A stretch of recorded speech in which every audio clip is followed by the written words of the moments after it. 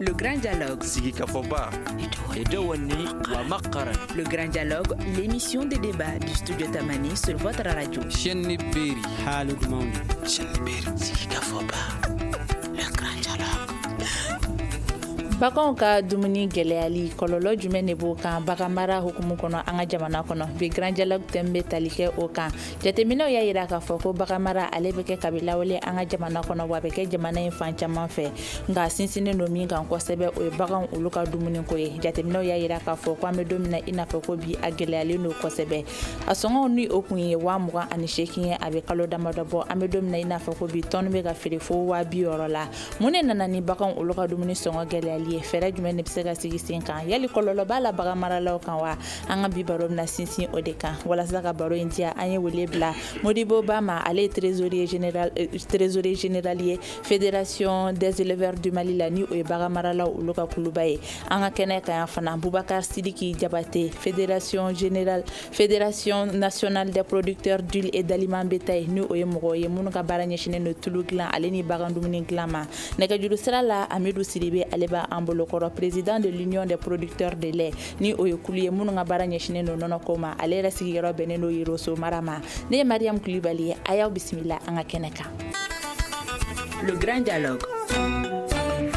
Yan'an ka don baro in na kosɛbɛ Juliette Kulibali ale ye reportage dɔ kɛ gɛlɛyaw kan minnu bɛ bagan maralaw kan ni wagati in na ka ɲɛsin baganw ka dumuni yɛrɛ sɔngɔ gɛlɛyali ma an k'o lamɛn an bɛ segin ka na an ka studio kɔnɔ kɔfɛ. Yoroso dɔ farala turto sɔngɔ kan fo 1500 bagan maralaw ye nɔ olu y'a yira k'a fɔ ko ka kɛɲɛ n'u ka baganw sali ye u bɛ ka baganw feere wayuw ma da nɔgɔ la i n'a fɔ Abdoulaye Goyita b'a ɲɛfɔ cogoya min na ni ale yɛrɛ ye filiale bétail et viande maa dɔ ye Yoroso. Troto gɛlɛla fo ka se 2008 ma salo 1400 1700 kunu n taara kurulɔgɔ la alima troto ye ɲɛna jango ka san i ka wari bɛ kɛ i bolo i ka misi bɛ sa ni kɔngɔ ye ne ka terikɛ dɔ bɛ yen ala ni kɔngɔ fɛ a ka misi 5 bɛɛ sara depuis ne bɛ misi mara la ne ka misi ma daga ye nka don o don ne misi 5 de wuli bi ka sababu kɛ kɔngɔ ye o jateminɛ kelen don jamana camancɛla la Moti ani Bayangara turto lo binani bɔrɔ o bɛ sɔrɔ 2800 ani 7,000 la Alikamabu o kilo 50 bɔrɔ o bɛ sɔrɔ 7,000 fana na Malobu o 100 kilo bɔrɔ o bɛ sɔrɔ 1,400 yen bagan marala dɔw ko ni fɛrɛ ma tigɛ ko bagan mara bɛ na dabila ye aliment bétail kɔni prix ɲina a yɛlɛna kosɛbɛ an ma deli ka yɛlɛni min yɛrɛ ɲɔgɔn ye bagan mara nege bɛ an na nka tɔrɔtɔ ka yɛlɛli nin kɔni kosɔn o bɛ ɲini ka an fari faga bagan mara la kɛlɛ gɛlɛya bolo hali mɔgɔ tɛ sɔrɔ ka taga bin fana ɲini n'a fɔra ko an b'an sɛmɛ turto dɔrɔn de kan n'i y'i ka bagan lajɛ ka turto sɔngɔ lajɛ ko i bɛ bɔrɔ 4 bɔrɔ 5 ta a la i ka sɛgɛn yɛrɛ bɛ bonya ni i ka sɔrɔ ye k'a dɔn k'a fɔ ko jamana kɔrɔnfɛla fana na kɛrɛnkɛrɛnyala Tombouctou turto kilo 40 bɔrɔ o bɛ sɔrɔ 2,200 ka sɔrɔ a tun bɛ sɔrɔ 1,500 fo ka taa se 1,600 ma. Alors, Monsieur Jabate, i bɔra ka Juliette Kulibali ka reportage lamɛn aw bɛ kulu la min ka baara ɲɛsinnen don baganw ka dumuni dilanni ma ale ni tuluko an bɛ se ka faamuyali jumɛn de kɛ baganw ka dumuni sɔngɔ gɛlɛyali la ka se ni hakɛ ma bi. Merci Studio Tamani n ka foli b'aw ye k'an wele ka na kuma da d'an ma an ka jamanadenw kunnafoni o diyara n ye nin gɛlɛya a ma bali ne na en ce sens que n'i y'a mɛn ko bagan dumuni an bɛ dumuni min dilan balo dafalan de don mais a ma dabɔ dɔrɔn jamana bagan ka balo turto ni aliment de bétail dɔrɔn na mais balo dafalan de don je pense que n'o faamuyara faso jama fɛ n'o faamuyara bagan maralaw fɛ je pense que taabolo de bɛ yɛlɛma bagan mara cogoya de bɛ yɛlɛma bagan ka dumuni yɛrɛ sinsinnen don mun de kan bagan yɛrɛ ka dumuni sinsinnen don binw de kan n'i ko bin nasugu ka ca mais an b'a fɔ ma nanzarakan na ko fourrage a herbulamaw bɛ yen a furaburulamaw bɛ yen fɛn wɛrɛlaman bɛ yen donc maintenant ni o sera ka faamuya bagan maralaw fɛ turto ni aliment bétail ninnu bɛna ka na o dafa de mais mɔgɔ tɛ se ka balo kɛ bi ka misi balo bi k'a fɔ ko non kabini ye misi mara daminɛ ko misi bɛ balo uniquement turto dɔrɔn na au cas gɛlɛn Maliens cayara on n'est pas en 1960 où le Mali était quand même 4 millions d'âmes aujourd'hui on est plus de 20 millions d'âmes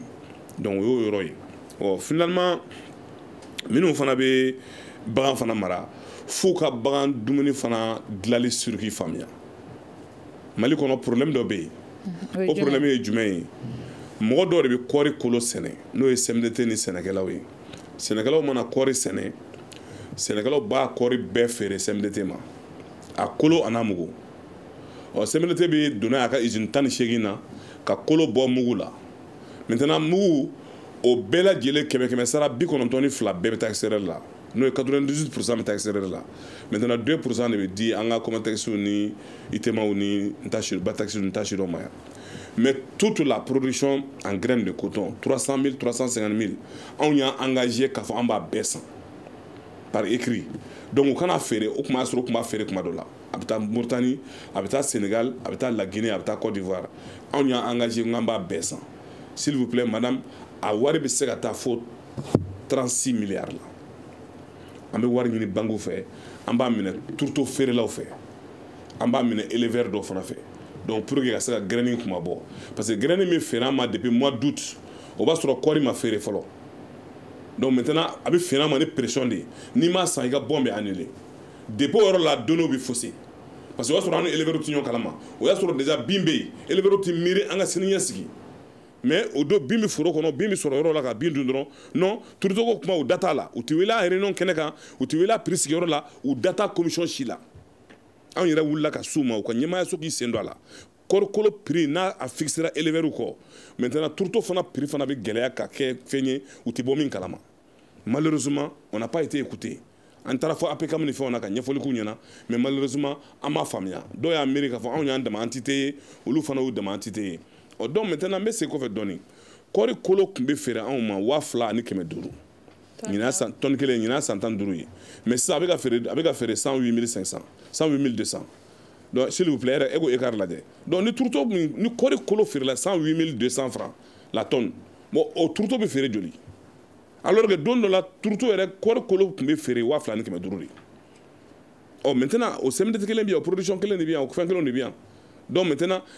kori kolo fana représente 10% du capital de la CMDT. Donc, 90%, au capital 90% des corps mouillés. 10% nous avons fait des. Après, comme d'affaires là, oh maintenant, il est où on a créé au comme on a eu galère sur. CMDT avec corps colo ferré au direction générale de la Bozola, madame. Non, il y a ça Bozola, mais salaire de 108 200 francs au Bozola. Mais ni la tata au bon d'enlèvement d'Ima qui est parmi les 18 usines de grenades de la CMDT. Il y aura un gars normalement au bien blaqué la tata. Ni tara ta sa un coup misalia ni e bonne kuchala kama kaka graine takita ya kuchala ni Bamako 400 km Bamako ni kita 180 km donc maintenant au 180 km ni 400 km au aller retour ka graine boss kita ka deux gars kono tu vas faire un calcul des coûts donc à faire les 108 200 non hôtel il y a mis de transport là-bas fana faraka et bien l'électricité faraka et main d'œuvre faraka donc le tourteau sort cher au yonga argument. On est prêt à défier quiconque, car vos techniciens de bien qu'à contrôler. On relève du ministère de l'Industrie, nous relevons, on est géré par la Direction nationale de l'Industrie, où nous nous bella de l'Inkalama. Je pense qu'à mes domaines comme épi, État généraux avec la labé sur les huileries du Mali. Alors, Modibo Ba, ebe kulula minga baranya shinendo bagamarama. E familiali jumende ke monsieur Diabaté kan kuma no foli la be tienda mawa. Bon, assalamu alaikum. An bi surtout ni mɔgɔw fo ka baarakɛlaw fo ka Mali bagantigi bɛɛ fo ka kɔrɔkɔrɔdalaw fana fo bon n t'a fɔ n tɛ tiɲɛ d'a ma n tɛ nkalon d'a ma wa a ye kuma dɔw fɔ a ye hakilila min fɔ k'a fɔ bagan balo tɛ kɔrɔkɔrɔ dama ye vraiment o y'anw yɛrɛ ka taabolo ye vraiment anw yɛrɛ kɔni anw bagantigiw anw kɔni jigi tɛ kɔrɔkɔrɔ k'an ka bagan bolo anw min kɔni b'a dɔn kɔrɔkɔrɔ kɔni ye bagan a bɛ bagan dumuni dafa mais f'a ka dɔn ɲinan fana samiya ma ja depuis samiya kɔnɔ depuis san mana Mali yɔrɔ caman bɛ bin tɛ n'o fana bɔra yen ni samiya fana banna bin tɔ min fana bɛ yen fana o fana o tasuma b'o jeni feere burusi bɛ yen anw fana bɛ wele da ka dɛsɛ a y'a to an ka kungo to an ka baganw ka balo la mais an fana tɛ lamɛn a bɛɛ bɛ jeni bon samiya ma ja kungo jenina finalement an jigi bɛ da kɔrɔkolo kan o de b'a to ɲina a y'a fɔ cogo min na gɛlɛyaba de bɛ pressionba de bɛ dɔw yɛrɛ ko ni kɔrɔkolo ma sɔn u ka baganw bɛ sa parce que a tɛ kungo kɔnɔ a tɛ so bon a ye kuma min fɔ bon min ye kɔrɔkolo prix sigi n'a fɛn bon effectivement et pour a bɛ san damadɔ bɔ anw n'u bɛ baara kɛ ɲɔgɔn fɛ hali ɲina depuis le 21 novembre anw ka président ye lettre ci ministre ma k'a fɔ vraiment ɲina a y'a hakili to kɔrɔkoloko la parce que dɛsɛ bɛ jamana kɔnɔ ka bagan mun b'an bolo k'olu balo ka kɔrɔkolo fana sɔrɔ pour que sogo ni nɔnɔ fana bɛ se ka nɔgɔya cogo min na o kɛra depuis le 21 novembre ala kɛ depuis le 23 décembre kalo kelen o kɔfɛ ministre y'an jaabi k'a fɔ effectivement a y'an ka kuma mɛn ɲinan kɔni kɔrɔkolo min bɛ feere mali kɔnɔ ani min bɛ mali kɔfɛ a bɛ taxe bɛ bi ka bɔ a kan effectivement o kɛra o lettre b'an bolo an fana b'a dɔn fana o kɛra u ye kɔrɔkolo min sɔrɔ ɲina a ka ca a ka dɔgɔn kɔni t'o dɔn min bɔra kɔfɛ o u ye min sɔrɔ mali kɔnɔ yan o taxe TVA t'a kan foyi t'a kan ministre y'o kɛ pour que kɔrɔkolo bɛ se ka nɔgɔya cogo min na o fana hukumu kɔnɔ a y'a fɔ cogo min na fana u fana ye kɔrɔkolo dɔ fana da an ma effectivement u ka tɔgɔ mɔgɔ ye 15 000 tonnes di bagantigiw ma prix la fana prix min fana ka nɔgɔ 140 000 plus la TVA waa 30 ni waa 3 bɛɛ farala ɲɔgɔn kan bon o 15 000 tonnes fana an m'a bɛɛ sɔrɔ joli sɔrɔ la à peu près a tɛ tɛmɛ kɛmɛ kulo a tɛ tɛmɛ 40 kan ala ma kilancɛ sɔrɔ bon an yɛrɛ ye jabati ninnu wele siɲɛ caman u ko effectivement a ka d'an ye u k'a d'an ma u y'a papier signé u ka engagement mais graine t'olu yɛrɛ bolo parce que graine min sɔrɔla jamana kɔnɔ o man ca bon an bɛ min na sisan gɛlɛya min bɛ mali yɛrɛ kan graine min bɛ kɔfɛ ka na bon o ma se ka na bon min bɛ mali fana kɔnɔ o ka dɔgɔ u yɛrɛ caman ko a ma yɛrɛ k'u ka wariw sara CMDT fɛ u m'u ka graine sɔrɔ o bɛɛ mana fara ɲɔgɔn kan o de sera kɔrɔkolo gɛlɛyara ɲina fo ka tɛmɛ hali reportage u ye min fɔ an yɛrɛ kunnafoni min b'an bolo bi mali yɔrɔ dɔw la bi kɔrɔkolo bɔrɔ bɛ feere 50 kilo bɛ feere 4,000 yɔrɔ dɔw la 3,500 tɔni bɛ tɛ jɔ fo 70,000 ani kɔ yɔrɔ dɔw la c'est à dire a ka gɛlɛn ni nin bɛɛ ye an kɔni bɛ yɔrɔ min na bi kɔni gɛlɛya dan mais pourtant labɛn caman tun kɛra o si ma se ka ɲa parce que an ye ministre wele ministre ye lettre min ci o labɛn tun kɛra u ye communiqué fana kɛ ko bon bagan dumuni kana bɔ o labɛn kɛra ninnu fana alimabitɛ dɔ fana di an ma fana an k'o di an ka mɔgɔw ma o labɛn kɛra mais o bɛɛ la halisa kɔrɔkolo ka gɛlɛn o kɔni c'est à dire a ye min fɔ sisan kɔrɔkolo kɔni nɔgɔya kɔni san o san an bɛ min fɔ mɔgɔw ye an k'a bɔ pompier la c'est à dire an k'a bɔ k'a fɔ n'a kɛra an b'a fɛ an ka kan an sigi k'a lajɛ a bɛ dilan cogo min na jamana ɲɛmɔgɔw kan ka dɔn tasuma jeni a ka dabila o fana mana bɔ yen fana bagan dumuni fana a ka bɔ kɔrɔkolo dɔrɔn kan a ka kɛ fɛn wɛrɛ kan kaba b'an bolo keninge b'an bolo bin b'an bolo an ko usine dɔw dilan mun fana bɛ se k'o yɛlɛma ka fara kɔrɔkolo la sinon kɔrɔkolo dɔrɔn tɛ s'a kɔrɔ parce que doni min b'a kan bagan mun b'an mara an b'olu balo a la bagan mun bɛ nɔnɔ an b'olu balo a la bagan mun bɛ amusi an b'olu balo a la a doni ka bon kɔrɔkolo dɔrɔn tɛ s'a bɛɛ kɔrɔ an kɔni ninnu kɔni cɛ gɛlɛya kɔni tɛ an ni ɲɔgɔn cɛ an bɛ baara la ɲɔgɔn fɛ mais ɲinan kɔni a vraiment gɛlɛyara bi kɔni an bɛ yɔrɔ min na bi kɔni a gɛlɛyara fo gɛlɛya dan Amidou Sidibe e ka baara ɲɛsinnen don nɔnɔko ma Yorosokaw fɛ yen i bɔra ka nin kuma ninnu bɛɛ mɛn aw fɛ yen Yoroso a ka gɛlɛya ye jumɛn de ye bi kɔrɔkoloko in na bon assalamu alaikum an ka gɛlɛya min ye bi Yoroso mara la o ye bagan dumuni ko gɛlɛya kelen de ye ni an lajɛ bi k'a fɔ ko mɔgɔw bɛ kuma fɛn fɛn fɔ ne ye mɔgɔ fila nin bɛɛ ka kuma ne y'a bɛɛ lamɛn mais o ka kuma bɛ min ye k'a fɔ ko alimabɛtɛ tɛ bagan balo ye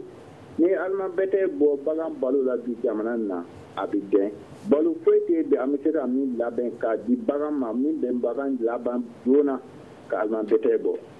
mais n'i ye jamana in lajɛ maliyɛn yɛrɛ lajɛ foyi man di maliyɛn ni gɛlɛya tɛ n tɛ k'a fɔ ko salon kɔɔri ma sɛnɛ n'an ye alimabɛtɛ san 1,400 fo ka taa san ban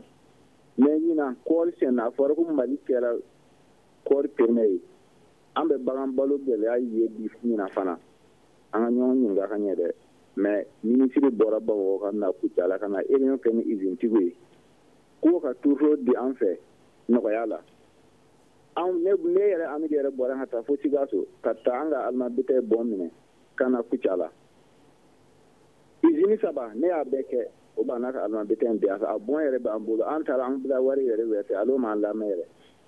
a fɔlɔ kɛra Namakan Keyita ka usine ye a filanan nana kɛ Adama Dambɛlɛ ka usine ye a sabanan taara kɛ Mantu Ture ka usine ye n'a fɔra ko an yɛrɛ ka bololafɛn an b'a ɲini ka dɛsɛ e bɛ se k'o ɲini sɔrɔ cogo ɲan kɔkan na an ka sabali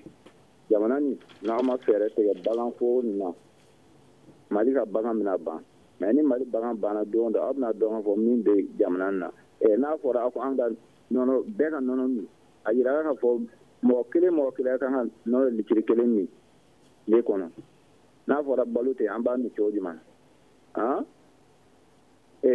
bɔrɔ kelen 2,800 kilo 40 a tɛ tɛmɛ misi damadama a tɛ tɛmɛ ale tile kelen n'a fɔra ko an ka misi bali n'o ye subventionné min ka kan ka kɛ yɛrɛ minisiri ye a labɛn bɛɛ kɛ a dira ko tɔni 3,000 ka n'a fɔra ko bɔrɔ tɔni 500 yɛrɛ ma sɔrɔ a tɛ komi alimabitɛ ti an fɛ o a bɛ ye dɛ o y'a nata de bonya gɛlɛya ko na dɛ o y'a bɛɛ fɛngɛ o la pour que o ka fɛn sɔrɔ o tɛ mɔgɔ cɛfɛntigi o an ka taa n'a ye nɔgɔya la an bɛɛ ka baloko ɲuman kɛ ka dɔ bɔ an ka gɛlɛya la a fɔra ko furaji ka bin kɛ ka labɛn kɛ ko a bɛ misi dɛmɛ a b'a dɛmɛ mɔgɔ bɛ furaji kɛ ka tari 1 furaji labɛn k'a fɔ ko e bɛ bin bɔ o la ka misi balo a bɛ kɔn dɛ mais an ka hakili dɔ ɲɔgɔn na bagan baloko na n'an ma hakili dɔ ɲɔgɔn na bagan baloko na an mɛ o mɛ baganko bɛna bɔ ten an b'a fɔ an bɛ taa ɲini ka sɔrɔ an de y'a bila bɔ ten na dɛ ne kɔni o de fɔ an ɲɛna o de ye n ka kuma ye fɔlɔ yanni an ka taa ɲɛ ala sago sago alors an ka nɔnɔ président yɛrɛ bɛ n kɔrɔ quoi Bubakar Sidiki Jabate i bɔra ka Amidu Sidibe ka kuma mɛn a ye jalaki caman bin a ko ɲinan ko kɔɔri ɲana kosɛbɛ ko yala o man ka kɛ sababu ye walasa ka dɔ bɔ baganw ka dumuni sɔngɔko la walima o kɔɔri ninnu baara ma daminɛ fɔlɔ de. Bon an bɛ jamana min organisé don mais mɔgɔ t'u ka baara de kɛ hadamaden da dɔnnen don k'a fɔ k'an ye miliyɔn 20 cogo min o ye recensement kɛ bagan da dɔnnen don kɔɔri fana a tɛ sɛnɛ kunfɛ kɔɔri sɛnɛna kɔɔri fana kilo hakɛ min sɔrɔla tɔnni hakɛ min sɔrɔla da dɔnnen don CMDT ala ka sɛnɛkɛ misiw u y'olu recensé a bɛɛ da dɔnnen don bon ni fɛn bɛɛ lajɛlen da dɔnnen don ni bɛɛ lajɛlen y'i ka baara kɛ je pense que an bɛna bila fɛn min kɔnɔ bi k'a fɔ a crise bɛ yen Turto bɛ ka feere fo 10 millions a bɛ ka feere nin hakɛ in na alors que campagne daminɛ la a tun bɛ feere 4 millions bon moi je pense que nin bɛɛ organisation interne ko de ne hakilila ye min ye don dɔ la jamana kɔnɔ yan CMDT de tun bɛ Turto dilan CMDT ta ye kɔɔri kolo ye CMDT tun bɛ Turto labila comment dirais-je la a ka sɛnɛkɛlaw ye mais malheureusement a foiré la parce que a minɛnen k'a labila u ye ŋanamu de cayara la Sénégal ɲɛmɔgɔ ni AV ɲɛmɔgɔ caman de taara kaso la o ko la CMDT ɲɛmayaso y'a décidé k'u k'u sen bɔ Turto ko la Turto min yɛrɛ bɛ dilan usine min na gouvernement ko CMDT k'a fara ka bɔ a la k'a di mɔgɔ wɛrɛw ma o de nana ni ICOMA faralen ka bɔ CMDT la ka ICOMA jɔ a kelen na gouvernement dɛsɛra kɔrɔ o fana na gouvernement y'i sen bɔ a la k'a feere donc n'i y'a cause fɔ cause an bɛ segin kɔfɛ a dɔw ta yɔrɔ ka jan bon maintenant anw nana ka na don a la 2002 2003 anw donna la anw bɛ don a la don min CMDT bɛ kɔrɔkolo min bɔ ka di bila marché la ICOMA tɛ se ka 100 o 100 ICOMA tɛ se ka 30-35 tirer a la kɔrɔkolo tɔ bɛ to yen u b'a kɛ engrais ye u b'a ta ka taa a bila kɛ fɛn wɛrɛw ye dɔw yɛrɛ tun b'a jalan don maintenant anw nalen don a la anw commencé ka to k'a bayɛlɛma mais anw bɛ don a la don min n y'o de f'i ɲɛna kɔrɔkolo tun bɛ feere 2,500 maintenant Sénégalais hakili la k'u ta de ye kɔrɔkolo ye olu ta ye kɔrɔkolo ye tiɲɛ de don olu b'a sɛnɛ mais kɔrɔkolo n'a mugu bɛɛ lajɛlen feerela olu ma olu ka wari d'olu ma olu sen bɔra kɔrɔkolo la CMDT ni anw minnu ye Sénégal producteur usine kuraw ye anw ni CMDT de kan ka sigi ka kuma CMDT k'a fɔ éleveur ye 2 ye mɔgɔ dɔw bɛ yen minnu n'i y'a mɛn anw ye kɔɔri sɔrɔ Sénégalais ye bagan de balo bagan ka se ka sari sama donc maintenant o recensé don mais CMDT y'anw touché officiellement k'an ka Turto labila u ye o ye CMDT ka bere laburu ye han Sénégalais minnu bɛ Turto minɛ ka d'u ka Sénégal misiw ma anw y'o Turto labɔ k'a bila u ma sɔn dɔw hakili la ko a bɛna taga d'u ma ou bien k'a bɛna d'u ma CMDT b'a tigɛ u ka wariw la non anw organisé tɛ ten CMDT b'an ka wari minɛ prépayé ye jumɛn ye mois d'août y'a sɔrɔ kɔɔri bɛ lahalaya jumɛn na jamana kɔnɔ mais CMDT b'an ka miliyari minɛ ka bila a ka kɛsu la d'ailleurs k'a ka campagne financé n'a ye u tun kan ka juru min ta bandiyaw ni fɛnw o t'o kɛ bilen u b'an ka wari minɛ prépayé bon n'anw ka wari minɛna prépayé anw fana bɛ fɛ u ka bere laburutigiw n'o ye CMDT ka sɛnɛkɛlaw ye ale ni ninnu olu b'o ninnu fana ka na ni wari de fana ka na anw fana nɔfɛ prépayé yan n'u ma na prépayé la bon b'an bolo bɛ ka yɛlɛ ni bon ye CMDT kɛmɛ ka se bon kan ko Jabate n'i ma kɔɔri kolo sara d'ici le 30 passé ce délai k'i ka bɔ a nin de la maintenant ne bɛ se ka munumunu ni banque ma wari di ne ma ne bɛ taa wari minɛ commerçant dɔ bolo ni ne y'a minɛ commerçant bolo maintenant ne ye n ka kɔɔri kolo sɔrɔ ka usine baara kɛ a bɛ feere o commerçant ma n'a feerela o commerçant ma moyen b'o bolo k'a bila magasin kɔnɔ i n'a fɔ komi Yorosokacɛ bɔra ka min fɔ sisan donc don mina don na n'a fɔra ko gɛlɛya kɛra ale bɛ kɔnɔ k'a feere ni gɛlɛya kɛra feere dɔrɔn anw bɛ ye k'anw de y'a dilan non n'i ye fɛn dilan ka bila marché la ka ban donc a banna a bɛ komi n'i kumana micro la e y'a bila marché la mɔgɔ dɔ y'a san ka ban o y'o feere latigɛlen ye aw ni ɲɔgɔn cɛ o y'o bannen e y'a ka produit d'a ma e ka wari d'e ma ne y'a ka produit n'a y'a ka wari di ma maintenant n'a tigilamɔgɔ y'a bila ka bɔ n'a ye Chine ma k'a b'a feere o commerce fana ye commerce yamaruyalen ye an ka jamana kɔnɔ anw tɛ éleveurs ye ani ministre y'u bɛɛ lajɛlen wele k'an wele an nana sigi an kumana an y'o de f'u ɲɛna an ko anw bɛ fɛ ka aw ye waati min an t'aw ye o waati la ni mɔgɔ min bɛ fɛ ka kɔɔri kolo san CMDT la i tɛna mois de janvier i tɛna mois de février i bɛ wuli i bɛ soli ka wuli de mois de août ani mois de septembre i bɛ taa kɔɔri kolo san CMDT la k'a maminɛ waati de mais kalo 2 kalo 3 i b'o agio sara banque la CMDT bɛ sɔrɔ k'i ka wari d'i ma i ka produit d'i ma après kalo 2 kalo 3 kɔfɛ mais an ni ninnu turto prix yɛlɛlen tuma min sensiblement que an b'an ka client dɔw nalen k'a fɔ k'olu nana ka na ɲini o tuma dɔw mago b'a la mais tant que binkɛnɛ bɛ yen an t'u ye bon fɛn dɔ b'a kɔnɔ turto ye fɛn ye a bɛ feere waati dɔ de la produit de k'i bɛ produit min mara k'a ka san yɛlɛma i bolo bon ni ninnu m'a san dun a bɛ kɛ mun y'an bolo donc a bɛ kɛ perte de y'an bolo banque dun ka wari b'anw na on est tenu également par les dettes de la banque on est tenu également par des particuliers an ye minnu ka wariw minɛ donc maintenant je pense que interprofessionnellement de kan ka créer CMDT b'a la anw b'a la bere laburu tigiw b'a la éleveurs b'a la an bɛɛ ka sigi kɛnɛ kelen kan k'a fɔ a bɛ se ka nɔgɔya cogo di parce que CMDT fana ye état ta ye à 95%. Donc ni état bɛ effort min fourni le Mali aussi a un ministère de l'élevage pour encadrer l'élevage pour faire la promotion de l'élevage ni cogoya ma k'o la cɛkɔrɔba ye min fɔ sisan finalement baganw bɛ ka taa exil la c'est que nous on a constaté que c'est regrettable madame anw bɛ kɔɔri kolo bɔ la Guinée ka don n'a ye Mali la an bɛ kɔɔri kolo bɔ Côte d'Ivoire ka don n'a ye Mali la an bɛ kɔɔri kolo bɔ Benin Togo ka don n'a ye Mali la an tun b'a bɔ Burkina y'a interdit an mago b'a la ten o fana mago b'a la ten donc an bɛ taa fo jamana jan na ka taa kɔɔri kolo ɲini mais kɔɔri kolo bɛ ɲini o jamana jan na ka bɔ kɔɔri kolo bɔ jamana na ka kɔɔri don i ka usine na an tɛ se ka o temps t'an bolo ye an bɛ degun min sɔrɔ a kɔnɔ o temps t'an bolo an k'o ɲɛfɔ yan n'i taara ka taa camion kelen charger Benin Togo Côte d'Ivoire ka nana ye gɛlɛya de bɛ yen bon ɲinan Côte d'Ivoire tun kan ka kɔɔri kolo min feere anw ma 180 000 tonnes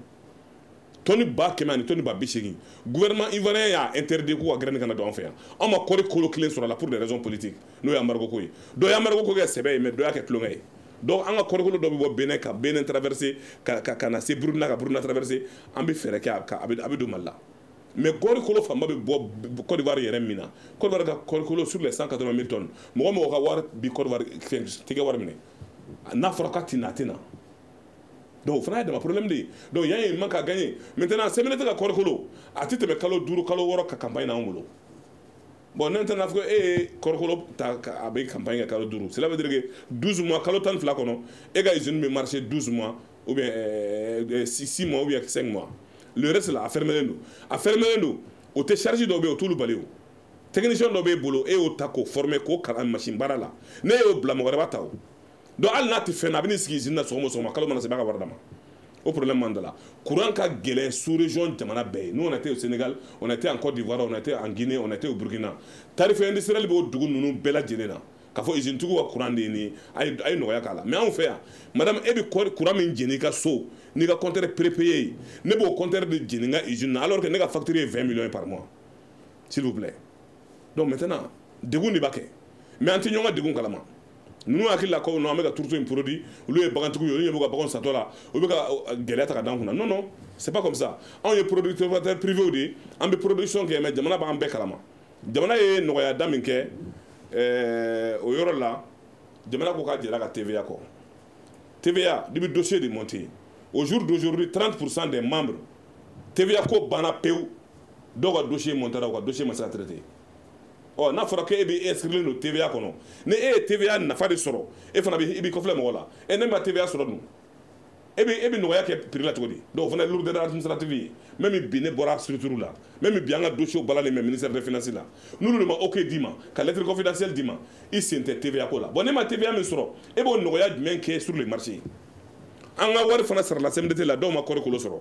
i bɛ t'i ka wari minɛ CMDT la ou bien i ka wari bɛ san si ye san wɛrɛ i bɛ taa minɛ o fana ye gɛlɛya minnu b'an kan et ni fɛn tɛ CMDT bolo qu'est-ce que la CMDT va faire usine yamaruyalen bɛ Mali kɔnɔ usine 90 ani usine 5 95 huileries autorisées o de bɛ ka baara kɛ dɔw ye belebelebaw ye dɔw ye cɛmancɛw ye dɔw ye fitininw ye ɔ an balalen an bɛ Kita an bɛ Kati an bɛ Bamako an bɛ Buguni an bɛ Sikaso an bɛ Kajolo an bɛ Dioyila an bɛ Kucala an bɛ San an bɛ Mopti an bɛ Fana an bɛ Segu donc implanté don ninnu de la donc kɔɔri kolo tɛ anw bɔ yɛrɛ fan bɛ an yɛrɛ rabati extérieur la ka taa kɔɔri kolo ɲini bon maintenant i taara kɔɔri kolo min ta Benin an bɛ segin ka kuma di e ma da bɛ se ka don gɛlɛya tɔ la cogo min na an bɛ kuma di Modibo Ba ma yanni an ka tɛmɛ yɔrɔ dɔw kan i ye gɛlɛya caman fɔ Modibo Ba est ce que aw ka kulu kɔnɔna na aw bɔra ni gɛlɛya ninnu bɛɛ kalama bon an bɛ nin gɛlɛya bɛɛ kalama ne kɔni tun b'a fɛ ka ko in fanba kɔni a bɛ jamana ɲɛmɔgɔw de bolo parce que anw bolo sisan gouvernement ye papier bɔ ɲina ko kɔrɔkolo bɔrɔ ye 9000 francs 1800 bon kɔrɔkolo a tɛmɛn'o bɛɛ kan mais an bɛ k'a ye ministère du commerce se ka foyi fɔ a mana gɛlɛya cogo o cogo a fɔra sukaro ye 600 francs ou 500 francs malo ye nin aliment bétail fana ye 9000 francs bon munna o tɛmɛna fɛn tɛ k'a fɔ bon an natɔ biya kɔni a tun ka d'an ye u k'o mɛn k'a dɔn k'a fɔ aliment bétail bi 14000 17000 même 20000 francs jamana kɔnɔ mais pourtant gouvernement de transition ye prix ko 9000 francs fɛn tɛ k'a fɔ a fɔli min kɛra ko a subventionné la ne u ye u ka dɔ ta la o ma lawaleya wa o lawaleya sara o tun ye 15000 tonnes de ye o 15000 tonnes ne ko sisan an ye min sɔrɔ a tɛ tɛmɛ hali 20 à 40% kan bon mais hali min ma subventionné normalement kɔrɔkolo bɔrɔ tun man ka tɛmɛ ɲina 9000 francs kan u y'o de fɔ subventionné ou non subventionné tun ye 6000 et quelques parce que 133 n'i y'o tila bɔrɔ 20 ɲɔgɔn cɛ o ye 1700 ye o tun ye subventionné mais min ma subventionné o ka ninnu ka feere 1800 o de bɛ ka feere bɛ 3000 kɔ fo 4000 mais gouvernement tɛ ka foyi fɔ alors que olu de y'a fɔ u ɲɛ b'a la u tulo b'a la n'o bɔra yen Amidu ye kuma min fɔ fo an ka bɛɛ kelen kan Mali misi 500,000 ɲɔgɔn de bɛ Mali kɔnɔ 15 millions de têtes ba ni saga fo 1,32 o tɛ se ka balo aliment bétail la o f'an ka dɔn k'a fɔ an ka jamana an bɛ bagan mara min kɛ an bɛ pastoralisme de kɛ an ka bagan bɛ balo kungo kɔnɔ ji ani kungo kɔnɔ de b'a ta o tuma n'an bɛ se ka min kɛ an k'o kɛ an ka ji ni kungo an k'o sauver an ka o matarafa faamaw ni bagantigiw an k'an bolo ɲɔgɔn ma an ka baganw ka dumuni sɔrɔ kungo kɔnɔ o ye min ye kungo jeni ka dabila o ye min ye gouvernement ka wari bɔ ka bagan dumuni yɔrɔw dilan jamana caman bɛ bagan dumuni yɔrɔw dilan n'an b'a fɔ ma ko investissement u bɛ investissement kɛ ka yɔrɔw dilan baganw bɛ dumuni sɔrɔ a la san kalo 12 fo projet b'an fɛ yan wariw b'a la o fo baara de ka kɛ tant que an ma bɔ k'a fɔ k'an b'an ka baganw balo aliment bétail dɔrɔn kan an se ka lafiya. Alors Amidou Sidibe e bɔra ka nin kuma ninnu mɛn sisan yɔrɔ sɔ bi aw ka baganw bɛ lahalaya jumɛn de la i ko kɔngɔ b'u la mais u bɛ lahalaya jumɛn de la aw bolo yɔrɔ tɔ yɛrɛ bi bagan bɛ lahalaya min na diɲɛ don o don misi 5 misi 6 a bɛ ta ka na wotoro min salen a bɛ faga kɔngɔ la kɔngɔ yɛrɛ bana tɛ dɛ kɔngɔ yɛrɛ i b'a ye a ka bon hakili ma quoi n'a fɔra ko an yɛrɛ ka jamana ko an kan ka ta fanga min bi an yɛrɛ fɛ an tɛ se k'o kɛ i b'a sɔrɔ a ka gɛlɛn bari o ye min fɔ ɲɛmɔgɔ ko ni ɲɛmɔgɔ y'a ka baara kɛ a dan y'a ka décision kɛ k'a di a ka baarakɛɲɔgɔn a ye nin kɛ ni jamana yɛrɛ banna o ka sariya la ɲɛmɔgɔ ta ye fɔli de ye papier bɔra ka minisiri yɛrɛ wuli ka na kuca la ka na sigi ka kuma ni usine ye o ka waleya kɛ n'o ye tɔni 3,000 ni di an bɛ min na an tɛ kɛ o la o kɛ bɛ ka CMD kuma min fɔ CMD kuma ne tiɲɛ a ka yɔrɔ mara yɛrɛ fɛ misi min bɛ ta bendiya yɛrɛ la misi 5 min bɛ ta ka di sɛnɛkɛlaw fɛ a ka ca ni misi 300 400 mais a 400 bɛɛ bɛ san n'i ma banba sanji tɛ bɛn ka si sɔrɔ a kɔngɔ b'a bɛɛ faga ala ni dumuni danya fɛ jamana de bɛ na wa a taara ɲɛ ko an ka ɲɔgɔn faamu o la dɛ bari sɛnɛkɛlaw n'a kɛn bɛ komi o ye bɔrɔ de don sɛnɛkɛlaw ɲɛda la ka to ka tɛmɛ a kɔrɔ n'i ma mɔgɔ ye e b'a dɔn fɔ min bɛ yan e ye misi 1 ta 250 juru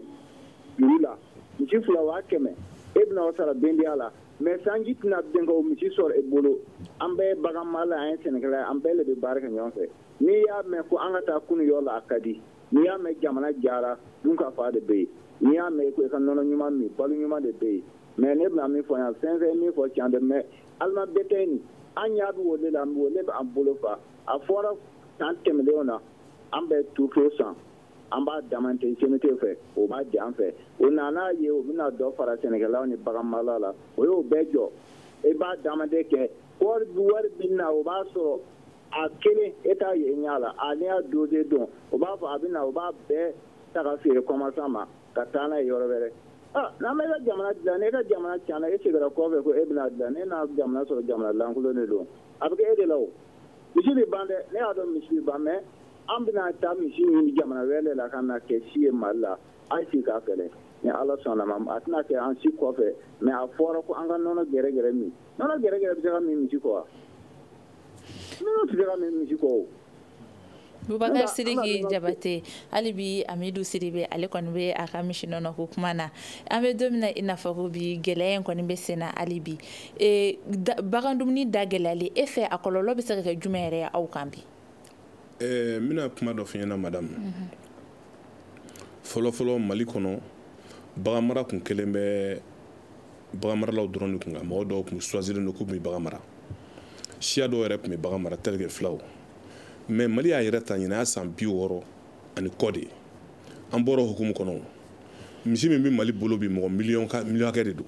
mɔgɔw bɛ ka misi mara bi minnu bɛ ka baganw mara ministre kɔrɔw b'a la minnu bɛ ka baganw mara sɔrɔsi haut gradé kɔrɔw b'a la minnu bɛ ka bagan mara Mali yɛrɛ waritigi kɔrɔw b'a la fantan yɛrɛ sɛmɛnen ka bɔ bagan mara yɛrɛ la fo bagan mara ka orienté gouvernement fɛ de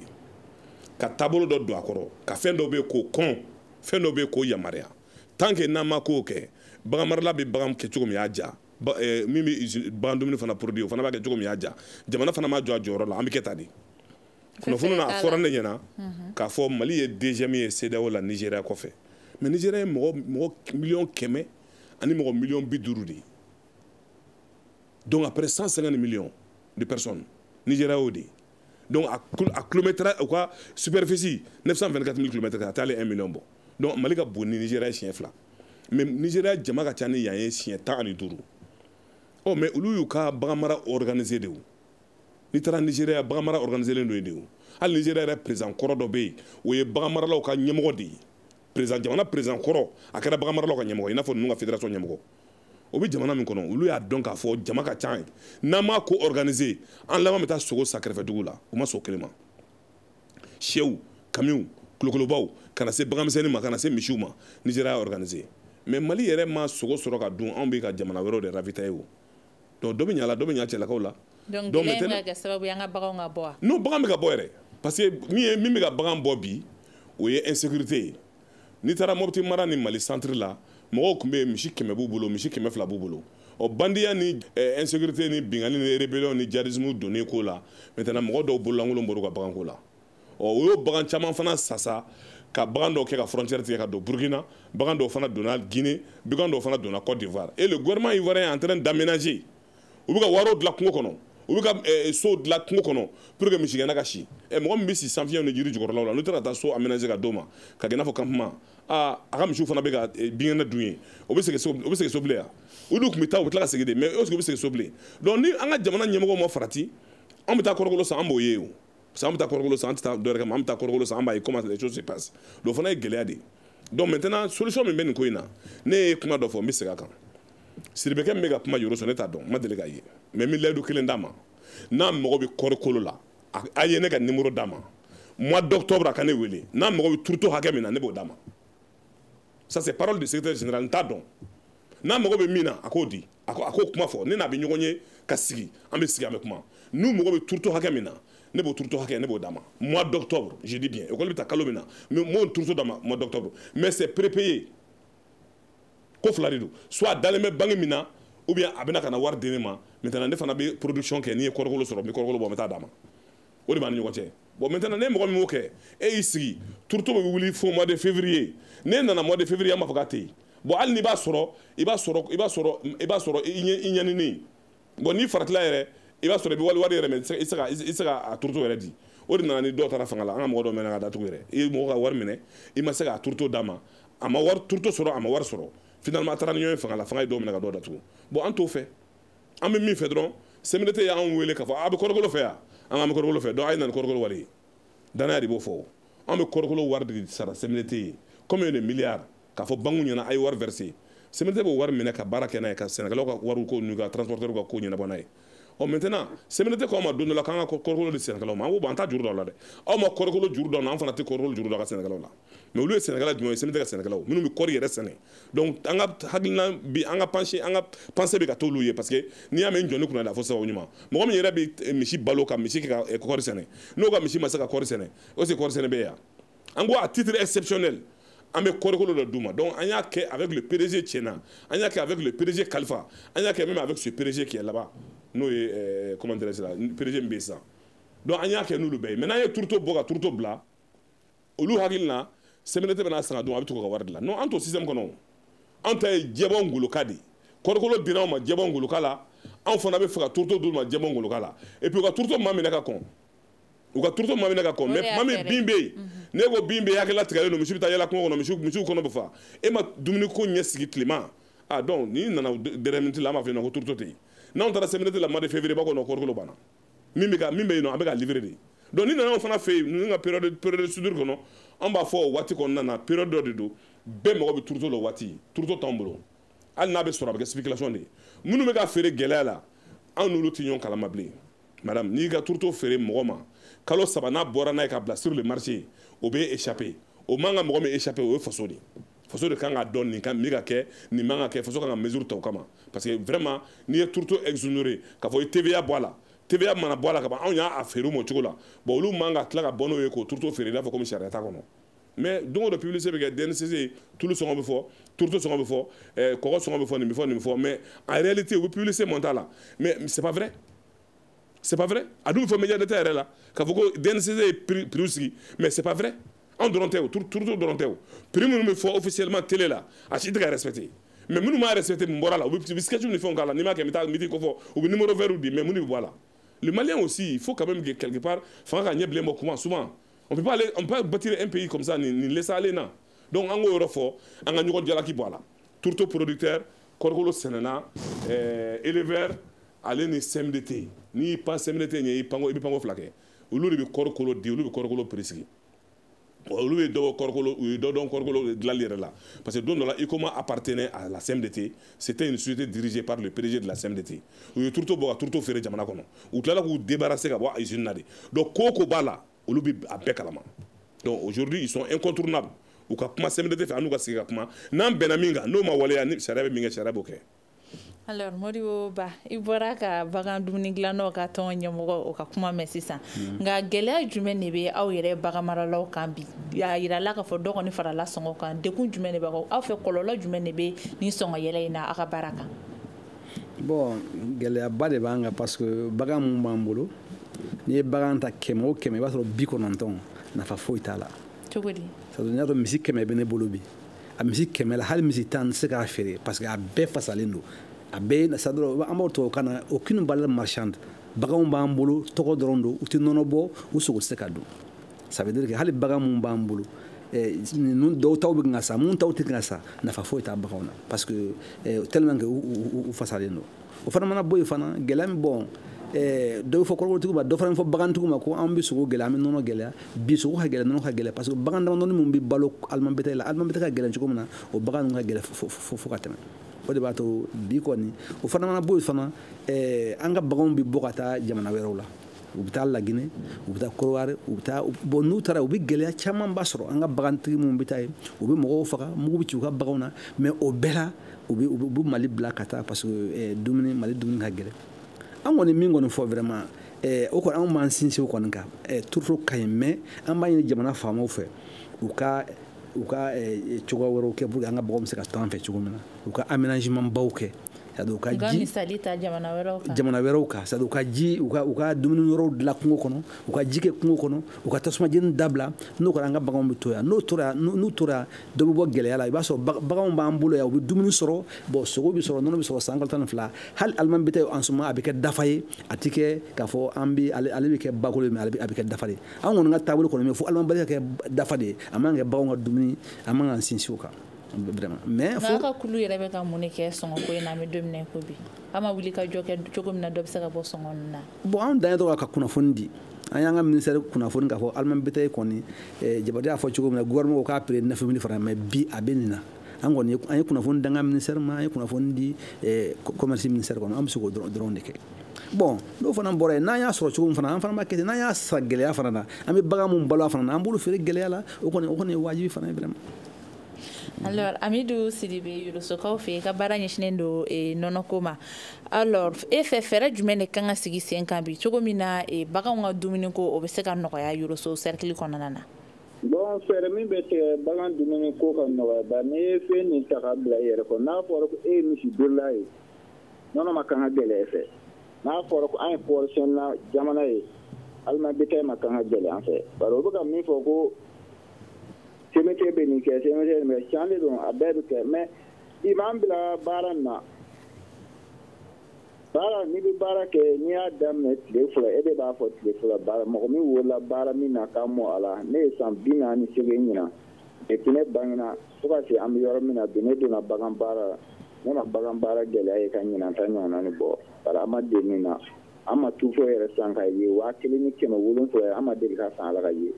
ka kanya ni mu lafiya be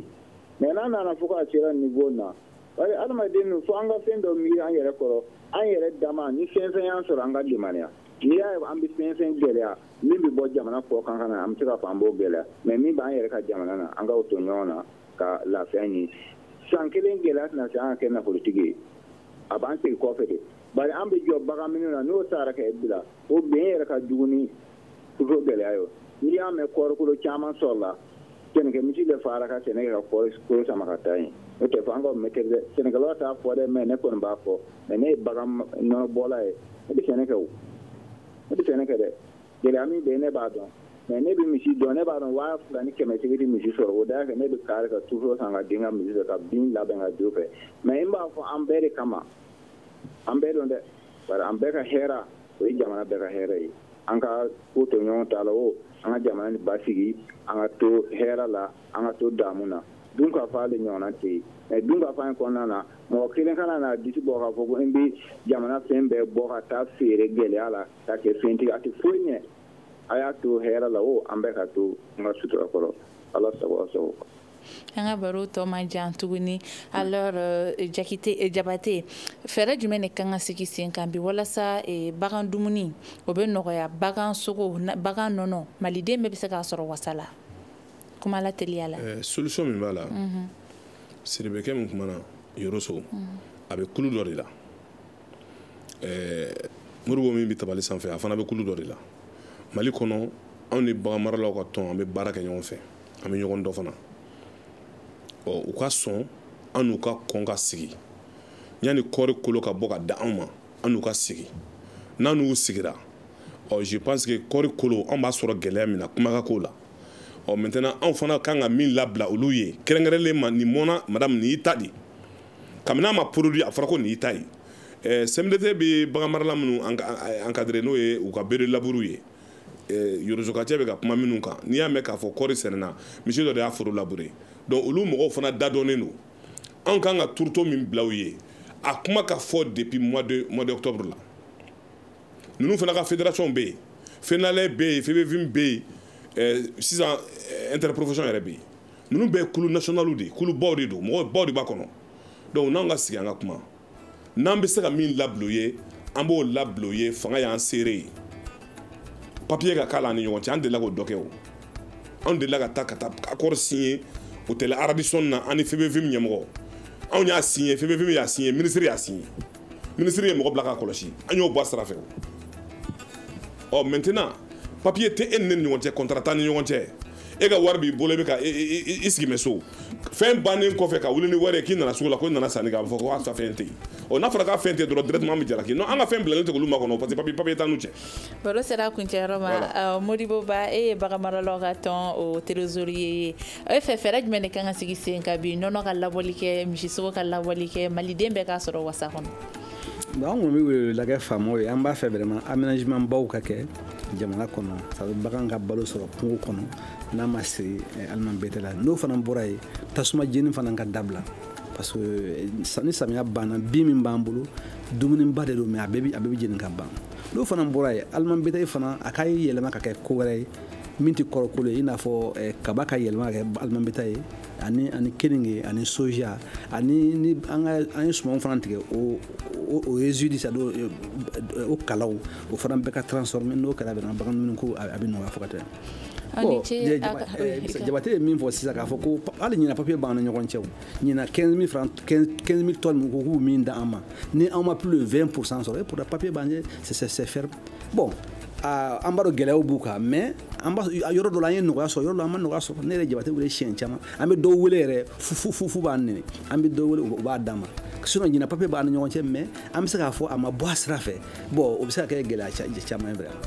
Anga bolo sera a kuncɛyɔrɔ la aw ni ce a ka kulomajɔ la baro in kun bɛ tali kɛ min kan bi o ye baganw ka dumuni gɛlɛya ye kɔlɔlɔ jumɛn de b'o kan bi bagan mara kan an ka jamana kɔnɔ walasa ka baro in kɛ an kun ye wele bila Modibo Ba ma fɛn min ye bagan maralaw ye olu ka fédération wari marala ye ale ye Bubakar Sidiki Jabate mɔgɔ minnu ka baara ɲɛsinnen don bagan dumuni dilanni ma ale ni Tulu olu fana ka fédération ne y'u ka tɔnba ye o ɲɛmɔgɔ ye ale Yoroso mara kɔnɔna na wele kun bilalen don Amidu Sidibe ma ale ka baara ɲɛsinnen don nɔnɔ ko ma olu ka tɔnba min bɛ o ɲɛmɔgɔ fana ye ale ne Mariam Kulibali ne de débat présenté débat in bɛ labɛnna Mamadou Touré fɛ nɛgɛ karafe o kun bɛ Num Jire bolo ale ni Sedun Daw aw ni ce a ka kulomajɔ la aw kan bɛ wagati wɛrɛ.